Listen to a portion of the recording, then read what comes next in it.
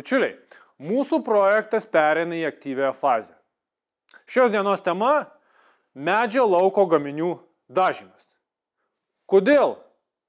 Matau gaminius, kuriuos po 4 metų reikia perdažyti arba juos išmest, o kodėl aš matau gaminius, kurie po 12-15 metų atrodo nauji.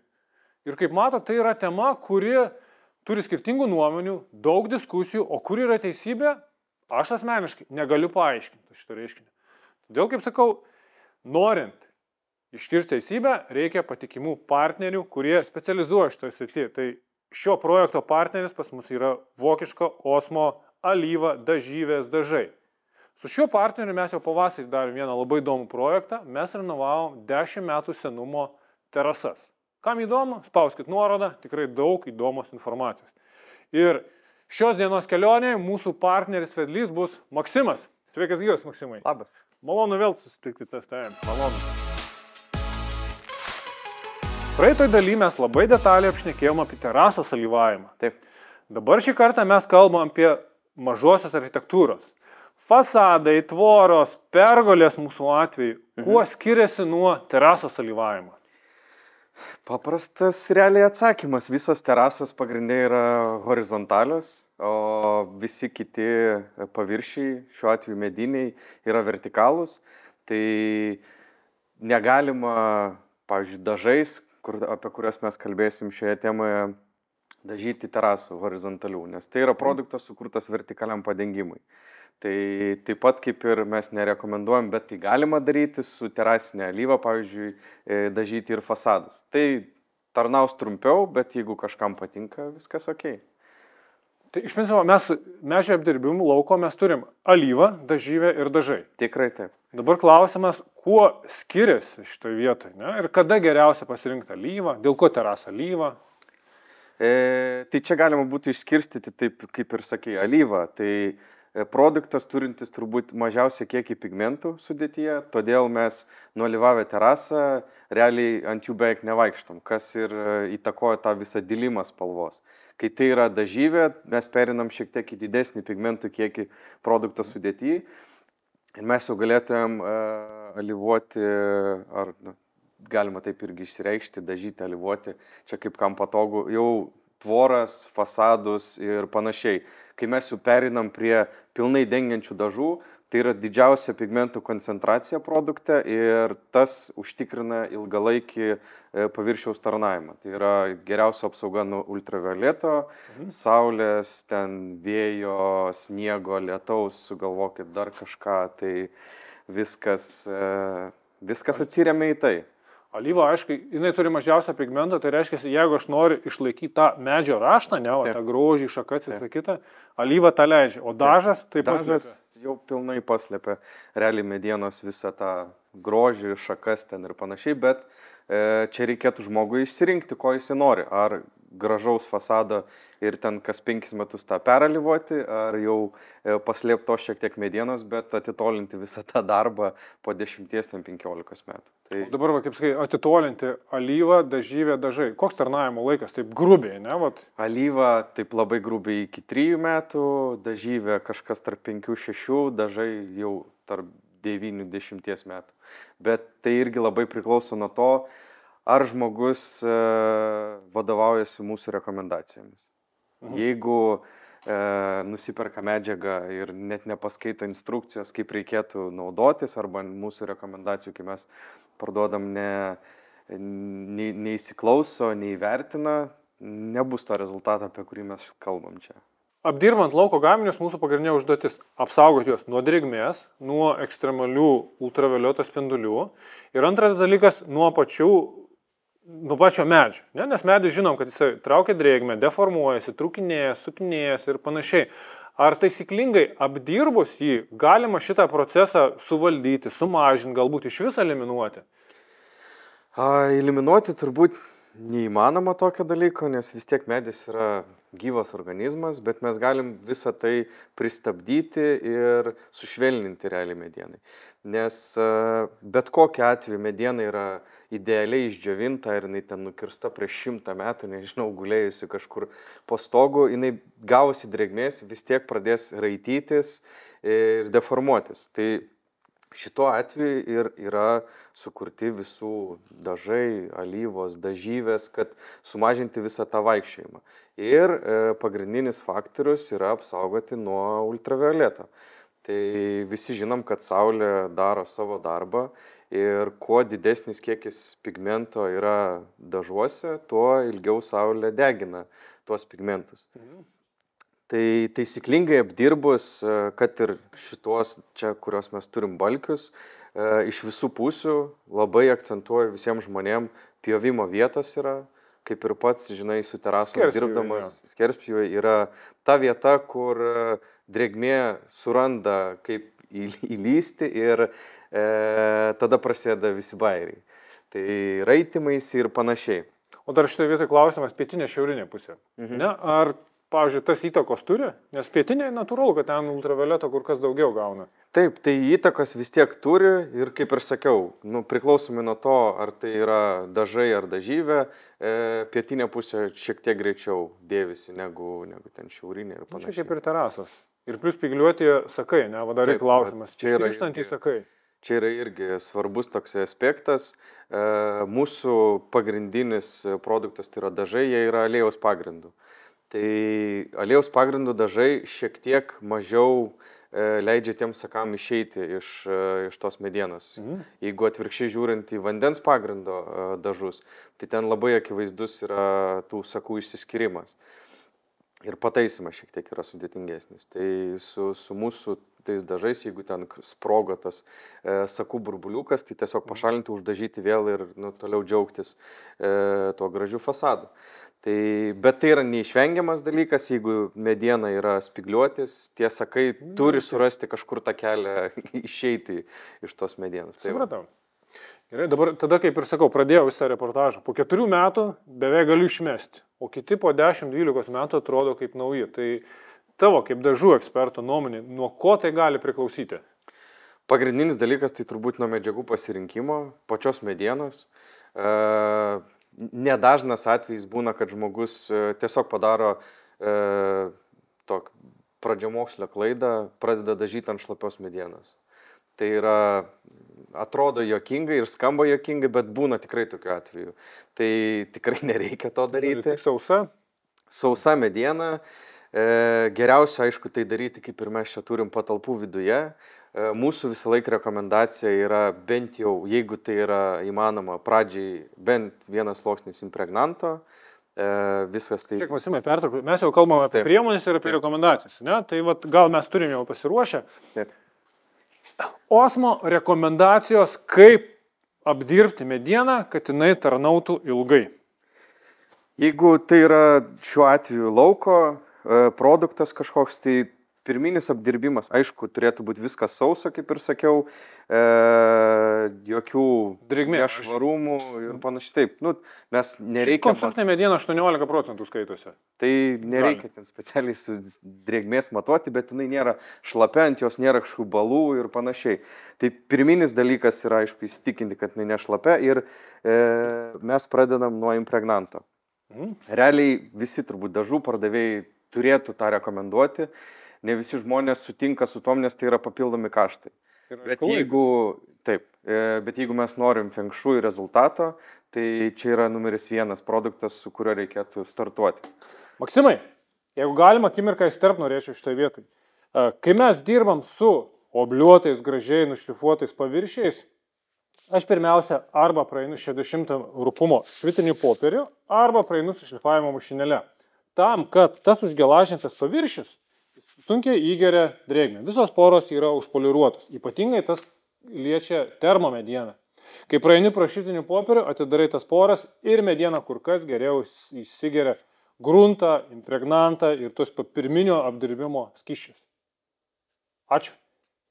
Tai padengiam vieną sluoksnį impregnanto, viskas išdžiūna, tada mes perinam prie dažų. Dažų mes rekomenduojam 2 sluoksnius. Kaip ir sakiau prieš tai, kuo daugiau pigmento, tuo ilgesnį laiko tarpą saulė degina dažus. Paprasta matematika.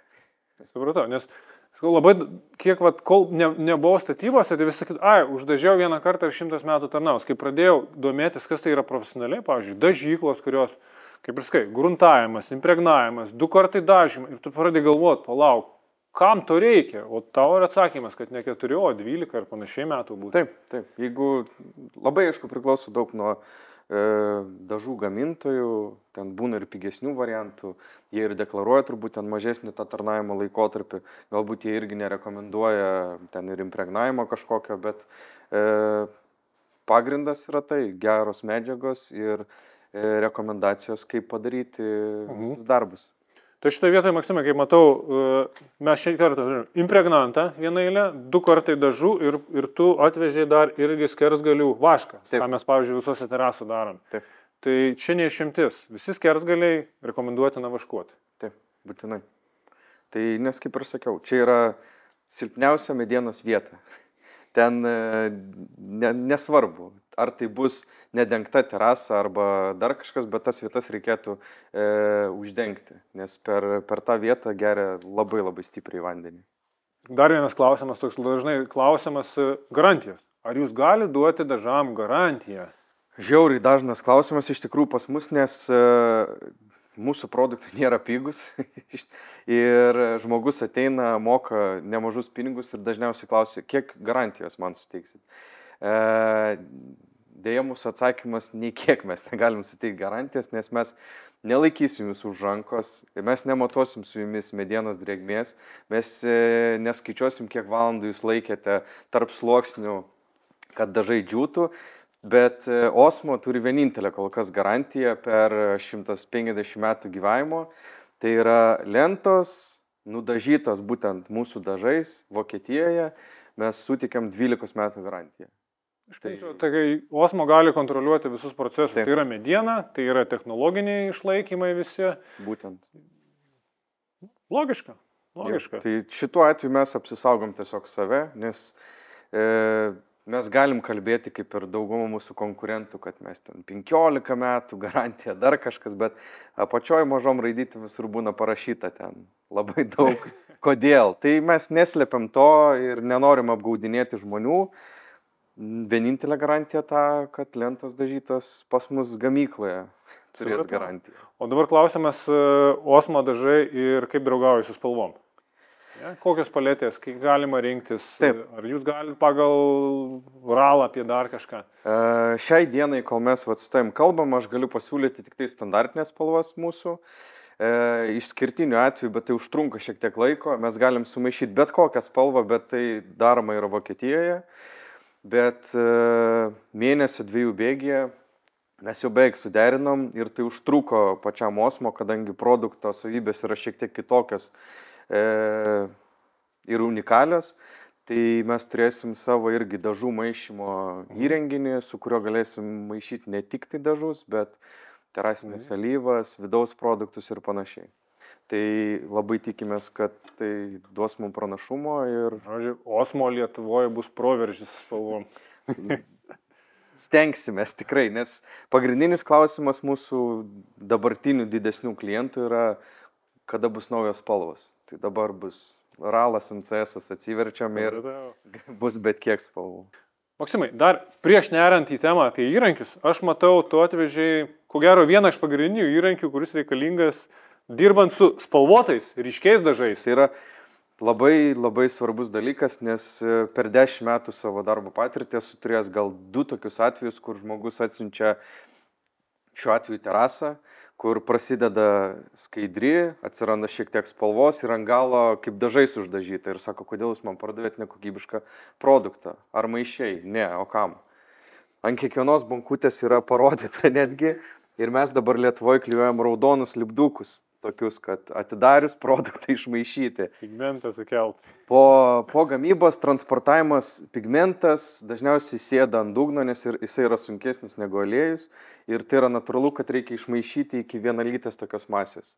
Tai tada turėsi tą spalvą, kurią mes čia deklaruojam ir kurią padarėm tau pavyzdį irgi ir neturėsim kažkokių konfliktinių situacijų. Bet sakau, per 10 metų buvo gal 2-3 atvejai tokie. Sako, mes geriau žinom, neaiškiai, ką. Gerai, grįžkim. Matau, Maksimai, šį kartą ir atvežė teptukus. Dar irgi tokie dažymo įrankiai. Nes labai dažnai tuose pačiuose prekybos centruose sako, im pigesnį, koks skirtumas, nudažiai ir išmesi. Ar teptuko pasirinkimas turi įtakos padengimui, medžiagų išeigų ir panašiai. Kokybei galų gale padengimo. Prieš pradėjus dirbti su Osmo, aš buvau tos pačios nuomonės, kad im kuo pigesnį ir kam leisti pinigus, kad vis tiek paskui išmesti tą teptuką. Nevelnio. Kol aš nesusidūręs su šitais įrankiais, ypač su šituo daiktu, kas yra nepigus variantas, bet jis yra ant tiek pasiteisinęs, kad stebuklingas. Aš taip sakau ir kiti, kas pasinaudoja juo, grįžta ir padėkoja, kad aš jums sutaupiau laiko, energijos ir turbūt ir pinigų šituo atveju. Aš įrankius, kai renkuosi irgi, kaip sakau, mano labai dažnas kriterijus žiūrėk pagal kainą. Eik į brangiausią lentyną ir imk antrą pagal brangumą, nes pats brangiausias būna, toks, kaip sakau, brandinis reikalas, o antras visada tikrai atstovi savo kainą. Taip, nes yra tikrai ir kitų gamintojų įrankių, kurie tikrai yra kokybiški, viskas yra tvarkoj.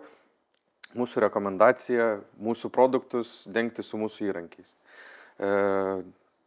Mes ne veltui juos kūrėm, kad pasiekti tą geriausią rezultatą. Tai visi mūsų teptukai yra natūralių šerių, kadangi sintetiniai palieka tokius dryžius, negražius ant pačios medienos. Yra dalykas. Jo, tai todėl yra natūralių šerių visi ir labai gražiai padengia visas tas medžiagas mūsų. Tai iš principo įrankio pasirinkimas, kas laikas, padengimo kokybė, medžiagų išeiga dabar klausimas dar irgi. Ir išeiga labai turi įtakos. Čia ne vienas kartas yra įrodyta realiai per pusę. Ir pats išbandęs, ir paskui iš aplinkos žmonės, kurie didesniais kiekis perka, ateina ir pasako tiesiog pavyzdžius. Paprastas iš prekybos centro nupirktas už 2 eurus, panašus teptukas, plotščių ir dar kažkom. Tai mes deklaruojam ten išeigą apie 24 kvadratiniai metrai, man sako gavosi 10, su šito sako gavosi netgi 26 kažkur. Čia tie mažos fengšų detalės, know-how, iš kurias tu, kaip sakau, iškart nepastebėsi, bet rezultatą tikrai matyti. Dar toks klausimas. Sakau, dažus galima teptuku, voliuku, pulverizatorium užnešti ir panašiai, bet visi sako, kad teptukų į brūžinį dažą jisai laiko geriau ir tarnauja ilgiau. Ar čia mitas, ar čia ta istorija turi tam tikro pagrindo ir teisybė? Esmė tokia, kad medis yra porėtas produktas. Kai tu užpurški, pavyzdžiui, čia yra greitesnis variantas, aišku, išeiga ten yra visiškai kitokia. Į medienos poras neįsigeria tiek to produkto, kiek medžiui reikia. Kai tu brūžini teptukų, tu uždarai visas poras ir pirmų sluoksnių medis prisigeria tiek, kiek jam reikia ir jis būna ne tik iš išorės, bet dar ir iš vidaus apsaugotas. Tokiu atveju. Bet laikas, aišku, pinigai. Mes rekomenduojam, kaip ir sakiau, teptukas. Dažnais atvejais dar ir volelius irgi naudoja, nes jis irgi ganėtinai gražiai padengia. O kempinėlės, pavyzdžiui, kai terasai? Mažesnis kiekis dažų tada užsineša. Jo. Nes alyvą perteklių mes dar kaip tik nuimam. Taip. Tai šituo atveju turi būti tam tikras kiekis dažų uždėtas, kad grįžtam vėl prie pradžios, didesnis kiekis pigmentų, ilgesnį laiko tarpą tau. Nuo saulės saugos. Kągi, instrukcijas išgirdom, medžiagas turim. Jeigu yra klausimų, rašykite komentaruose. Maksimas juos mato, atsakys. Raitom rankojomis ir kimam į darbus. Gerai. Ačiū labai tau, Maksimai, kad atvažiavai, kad paporinai. Iki kitų projektų, sakau. Taip, būtinai. Iki.